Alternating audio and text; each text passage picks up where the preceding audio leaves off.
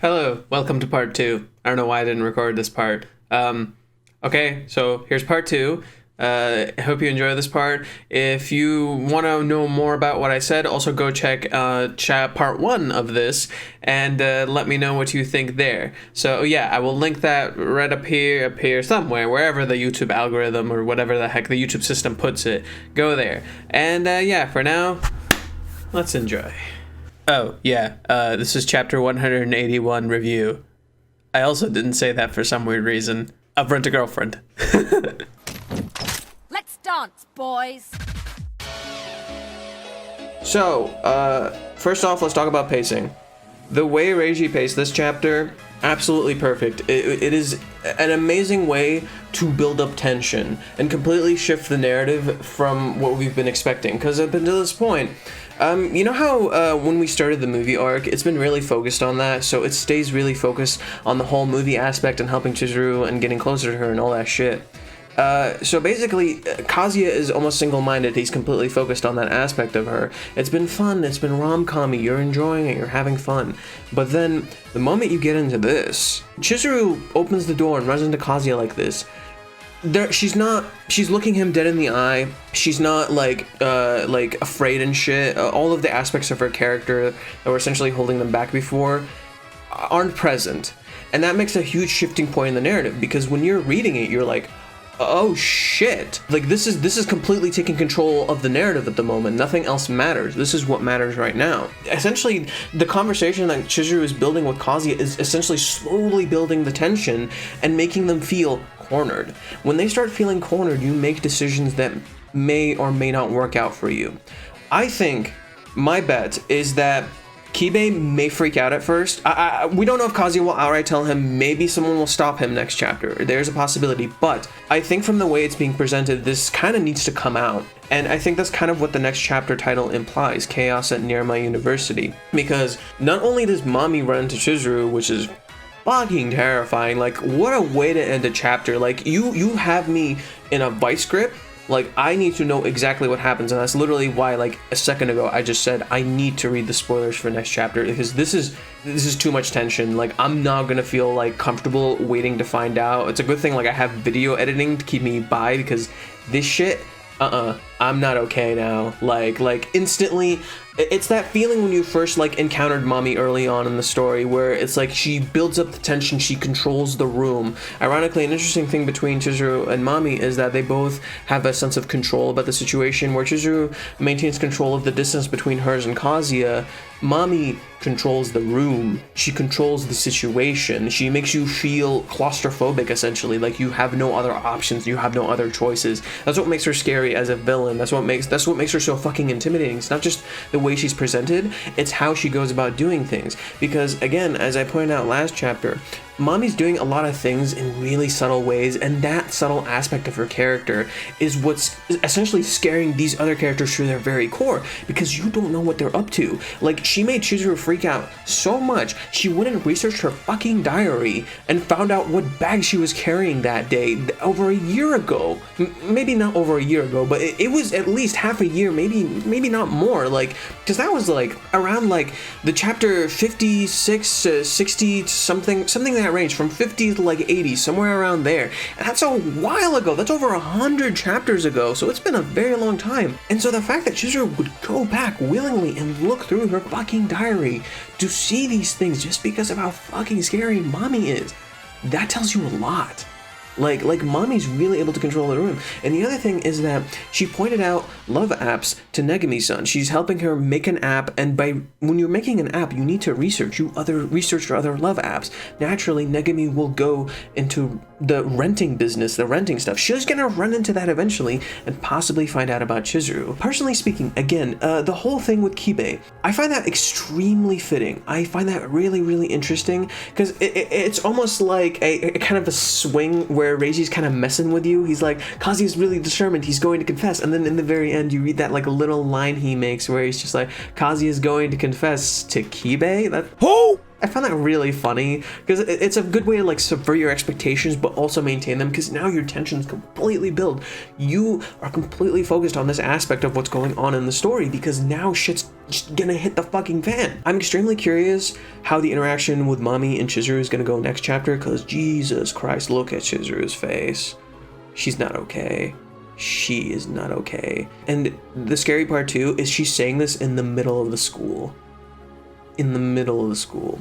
So it's essentially gonna be this like two-way narrative where Mami and Chizuru are gonna have their own conversation and Kazuya and Kibe are gonna have their own conversation. I bet Kibe is just gonna, oh my god, Kibe's gonna like freak out at first, but he's gonna kind of like understand after a little bit. Like he's probably going to listen and listen carefully and understand what Kazuya is going through and like kind of try to break it down. And then they'll probably also talk to his other friend, who I'm surprised he didn't think about. I'm surprised Kazuya didn't think about Curry, because Curry is another person he could probably talk to about this. But what's interesting is the fact that he couldn't think of that actually points something out to you. Kazuya has other resources. He has Sumi, he has Mini, he has Curry, he has all these people he could probably talk about. Hell, he can talk to Ruka. Even like, okay, maybe like Ruka is probably like at the very bottom of the fucking list, but he could probably still talk to Ruka.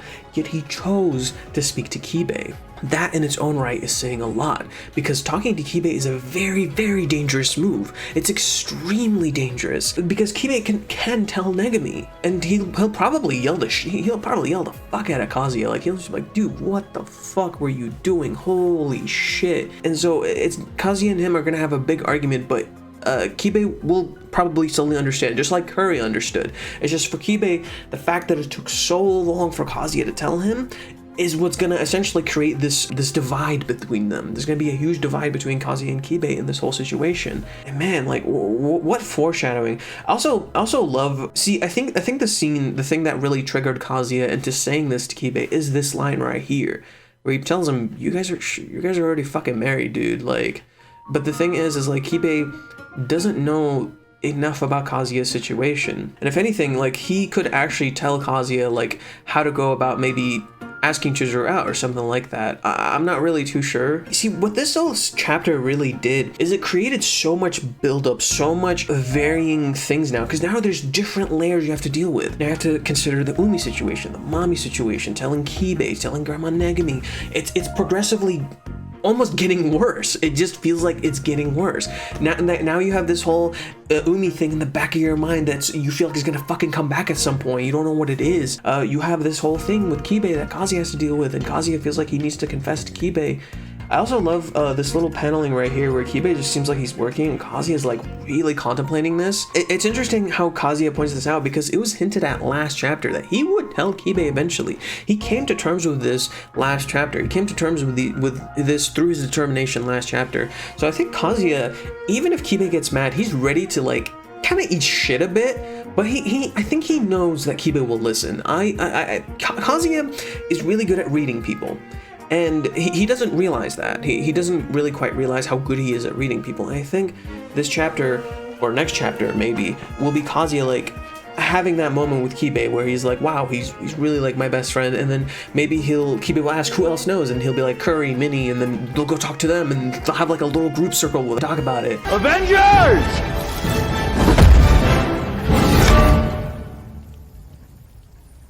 Assemble. Kazuya will essentially expand his inner circle where he'll become closer to his friends. He'll progress slowly. There's a lot of good ways this can build, as the tension can also be building. Because now, once Kazuya tells this to Kibe, like Kibe's gonna have no trust in Mami. He's gonna immediately realize how fucking terrifying this is. Like now Kibe has perspective. There's one thing. I'm working on a mini script right now. I'm not gonna spoil anything about it, but one of the things I point out is Kazuya greatly lacks perspective in certain scenarios, and this is actually very prevalent for Kibe's character, because if Kibe had the perspective that Kazuya did, he would realize how fucking bad this is. Chizuru has that perspective. Chizuru realizes how bad this is, because the way Mami acts around Chizuru, it's very, very creepy and very, very terrifying. And this could actually very well set up for a Mami arc.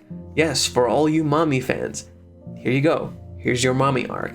Genuinely speaking, this is the best way to essentially set up for a situation. You know exactly how it's going to play out, to a degree, of course. Like, we know, like, for example, a confrontation is coming. We know Kazuya is going to tell Kibe. I actually love this twist of Kazuya confessing to Kibe. Like, that's so fitting, not only because of, like, the subversion I mentioned earlier, but because of how it's being done. Kibe knowing is very important. If Kazuya has someone on the inside, Kibe can back him up when he goes to see, like, Negumi and Mami. Like, he can have his back, but in the process, because Kibe's dumb, he might accidentally trigger the situation. And as for what Kibe may or may not know, this conversation in chapter 77 is actually very prevalent, as this points out something interesting that he wasn't aware of or didn't think about. This is what happened when Mami came up to him at chapter 61 or 62, where she asked Kibe about Kazuya, and she wanted to know more about Kazuya, and she asks him, who knows Chizuru? Someone who knows Chizuru besides Kazuya. So he says, I guess Kazuya's family, and then his family, she thinks about that. And then he says there might be some people at his work. And that's how she finds out about where Kazuya works, in Nirama, which I also find interesting because if this is supposed to be Nirama University, so is this not the university that they're going to? Is it a different university? I could be misreading, it could just be me, but it does say Karaoke Village in Nirama, which is the place that Kazuya works at, and that's how she ends up going to his work. And then Kibe realizes that he probably shouldn't have told her that, but it wasn't a big deal to him at the time, and for some weird dumb reason he didn't put it together. What the fuck, Kibe? Goddamn, dude. But yeah, he's probably gonna mention this to Kazuya. He's gonna realize, oh, I done goofed. Ooh, this is totally my fault. And then Kibe will kind of feel like responsible for what he did, and he'll essentially try to help Kazuya in any way he can because he realized how messed up they were. I'm also curious how much Kazuya will tell him. I feel like he'll tell him everything, but we'll see. But that is an interesting factor to consider. So there's so many interesting layers. This creates essentially a roller coaster where you don't know what's gonna happen. There's so many ways this could play out in your head that it becomes almost impossible to predict, and that's what makes it fun. There is so many Joker cards. I'm just gonna put it like that because I can't remember the writing term for it. There's so many Joker cards where you don't know what's gonna happen, and it's very, very hard to predict these things, and that's what makes it interesting. In a sense, Kibe is a Joker card. You know he's going to be on Kazuya's side, but you don't know. Mami is a Joker card. The interaction between Mami and Chizuru is also a Joker card. If Chizuru acts a certain way and Mami realizes she has control, if Mami like tells her, like, you know what would be like a big flex from Mami? She tells Chizuru, like, I have control. What are you gonna do about it? And to be honest, if anything, I think this scene alone right here pretty much sets that tone. She literally indicates to Chizuru, I am in control. I have the power here. I'm close to Kazuya's grandma. I have Kazuya on the tips of my fingers. I control Kibe. I know exactly who you are in school. So if anything, what I could see happening next chapter is Mami essentially threatens Chizuru to back the fuck up or break up with Kazuya, because if she doesn't, she has all these cards she's willing to flex on her. She's willing to use her cards. She has more power than Chizuru in this situation. And that's pretty much what this entire scene kind of indicates, because come on, like, she literally walked up to Chizuru in school and is like, yo, hi, I know exactly who you are, Miss Clark Kent. I know your identity. You're not getting out of here alive. That's scary as hell, because it makes Chizuru nervous. It makes Chizuru want to act. Chizuru already feels scared because Kazuya wants to confess, and now this is on top of that. And then add that with the fact that Umi has shit going on. Add that with the fact that Chizuru's grandma fucking died. Chizuru's not doing so hot. Everybody is cornered. This shit's scary as fuck, and this is how you build tension. Reiji-san has been like doing a really good job of building so much tension in this chapter, and I absolutely adore how he's doing that. It's actually one of the things I always have to compliment him on, is that he's really good at essentially cutting the cliffhanger at the perfect spot to where you're like, shit, you gave me so much information, and now I'm not okay. Reiji, I'm not okay. I like how the imagined situation that Kazuya has with Chizuru wasn't really rejection per se, just more so stating a fact. Like, it's not really the greatest time to confess, and like, essentially what Reiji's doing here, he's like, see, this is how it would have gone had he just gone and confessed like that. Because it's just adding pressure on Chizuru, and in the end, despite there not being a perfect way to confess, this is a manga, and we gotta make this shit look good. When they confess, they both have to be ready and they both have to be mentally prepared. And while Kazuya is determined and ready, Chizuru, on the other hand, clearly is not. And all the stuff that's currently going on is just adding pressure to her situation. She needs more time, she needs to talk with him more, she needs to sort out her feelings a little bit more before they go and do something like a confession. And Mami being the whole situation that it is, especially added with the fact that Negumi is a huge deal to Chizuru, again, would only add pressure and make this almost feel like an obligatory thing rather than actually wanting to be in love. That's the other thing too, is like, if he does confess right now, the reasoning seems weird, and so it becomes very easy for Chizuru as a character to question whether it's actually love. And that in its own right could be problematic for their relationship, since Chizuru is already paranoid enough as it is as a character. So again, Kazuya confessing right now probably wouldn't be a good idea. And he doesn't know that she's this paranoid, of course. He doesn't know that she has this much PTSD and trauma and that all this stuff is going on. But that's how this type of confession could be viewed as bad in this situation. Kazuya needs to be able to confirm to his partner that he will love and support her always, and if this is how he starts out a confession, that's not a good start. So, if anything, I'd say Kazuya kinda dodged a bullet here. Like, honestly speaking, I think Kazuya legit dodged a bullet here. So it's the same for Chizuru. Like, their relationship could have taken a really heavy blow had Kazuya gone and confessed right there. So him avoiding the confession probably was the best idea possible. See, with the last chapter, the reason Chizuru ran away is because while she's been slowly coming to terms with her feelings, as you've noticed, it's very clear she also feels the same. She's hanging out with Kazuya more, she's doing more things with him. Kazuya touched something almost primordial for Chizuru. Imagine, Kazuya essentially touched her trauma, like with his bare hands, last chapter, and that's what was scary about it. That's why she ran. Him being so determined, him being so ready to confess, and it was so obvious that he was going to do that, was extremely scary to Chizuru. And you can tell because when you see, if you go back to like some of the earlier chapters with, for example, the conversation that Kazuya has with Negumi when he's talking about Mami, where Negumi tells him just be there for her, be patient with her, and support her. That not only applies to the grandma situation that she was going through, it applies to their relationship, because Chizuru is not prepared. He's not. On one hand, yes, they're technically on even ground. On the other, Chizuru has serious trauma, and she's not ready for a relationship. At least she thinks she's not. It's just something she essentially has to confront. And Chizuru, as Reiji has pointed out many times, does not like to confront herself. She does not like to tackle her own personal issues. That's what makes it so hard for them.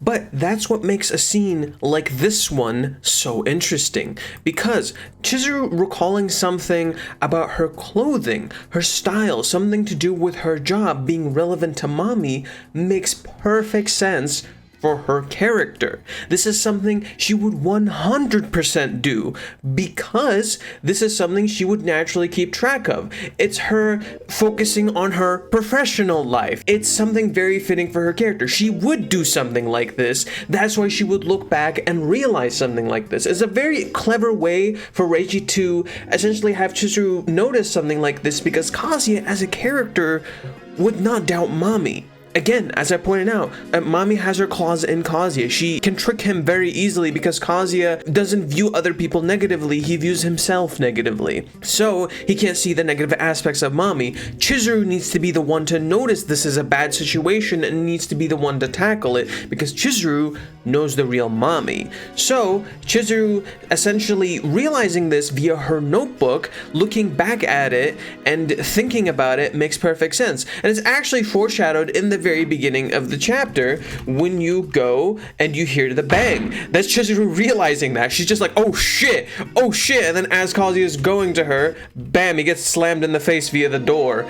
And so this entire segment makes perfect sense for Chizuru's character. It's a very clever way to go about that, and I don't think Reiji gets enough credit for how this scene was done. It fits the characters perfectly. That's one of the things Reiji always wants to do, is he wants to capture how the characters would act perfectly. So Chizuru looking back at it on her own retrospectively wouldn't make much sense. However, Chizuru looking back at it from the perspective of work and what she enjoys doing, that makes perfect sense. That is something someone like Chizuru would do. Like, I also think Kazuya admitting his own desires is very important, because if you don't admit your own desires, or if you essentially cherish your partner too much and you refuse to act on it, that emotion, that love, that adoration will evolve into fear.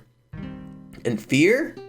Not good. Because fear essentially plays into your low self-esteem. It plays into your self-doubt. It makes you fear your partner.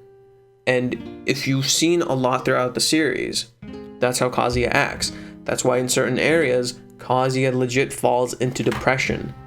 Because Kazuya almost holds Chizuru to such a high standard that he essentially breaks himself. And so when he comes to understand her a little better from chapter 164 onward, things start to change, because he essentially opened up to her, and then vice versa, her to him, because him opening himself up to her showed her that she can connect to him, and then bam, it all connects. So honestly speaking, I think Kazuya not only opening up to Kibe but opening up to Chizuru was probably the smartest move possible. And like, you know, when Kazuya is doing these things, I love how it's being done, because he doesn't feel like this dude who has a magic cure-all solution. Like, that's like one of the things I legit hate about like anime these days, is like when the hero gets like a big evolution moment and he feels like he can literally do anything, and you feel motivated, you're going through this fucking nirvana state where you're just like, fuck yeah, like they can do anything, like I can overcome all these situations if I have help, I can do this and I can do that. It's not quite like that, and that's what this chapter does really well. It's like, it makes you kind of understand, like, these choices that Kazuya is making are befitting of his character. They make perfect sense. Yet at the same time, they're not perfect solutions, because he's in a messy situation. You can't get a perfect solution in this. You can probably just get a really decent one, or a really good one. There's no perfect solution, and this is going to be interesting to see going forward. Oh, interesting note. I also love Kazuya's finally acknowledging how fucking bad Mami is. If you've noticed from past chapters, Kazuya was putting this off. There were a lot of ominous lines where Kazuya was legit putting this shit off. And he was like, no, she's such a nice person, it's no big deal, it's fine. Even though you saw perfectly from the way they interacted and from the way he acted during their interaction at school, no, it was bad. It was really, really fucking bad. And he even said it was bad. She's like, wow, she's so optimistic. That's so fucking weird. Literally that. And it's that whole situation all over again. But now, when Chizuru gives Kazuya perspective, he's like, oh, I done fucking goofed. And again, if you read this part, it also touches what I just said on earlier. Who knows what she's told or to who? This is really bad. We're sitting on a powder keg. When Kazuya comes to this realization, it makes him freak the fuck out. It makes him want to take action. When you're put in a stressing or anxious situation, you want to naturally take action. And that plays into Mami's plan. Whether intentional or not, this girl is a monster at manipulating people. And I think this is a wonderful, horrible way to start the Mami arc. This is such a fitting way to do it. It's perfect. It's absolutely perfect. As it is a good way to, again, deviate from the confession, but also builds towards it. As this is a way for Mami to, ironically, get Kazuya and Chizuru to confess when she can't confess her own feelings. Yo, writing is on point. Oh, good shit, Reiji. But yeah, I also like the mirroring that they did with this, where Kazuya drops his thing and then he runs into Mami, except with here, it ends right here, as this is completely different from that other one. The other one wasn't expected. It almost came out of nowhere. It was subtly foreshadowed, but wasn't like absolutely expected. This was built up to. This entire chapter was a build up to this. It was constantly building tension, and right before the climax kicks in, right before everything is about to hit the fan, the antagonist makes her daring entrance and the chapter ends.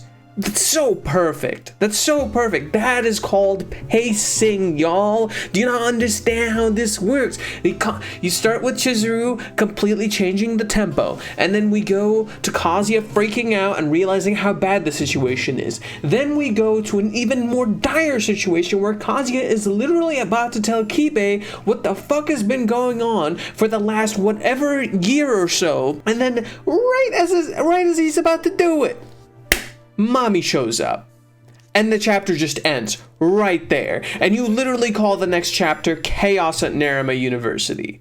How do you set a tone so well? That's how you set a tone. That's how you make a villain's entrance. That's how you scare the shit out of your readers. You're like, okay, now you want to read what's gonna happen next. That's how you make a cliffhanger. I even pointed this out last time. It's in the title. Kazi confesses to Kibe, Mami is relevant again, and Chizuru realizes the bag.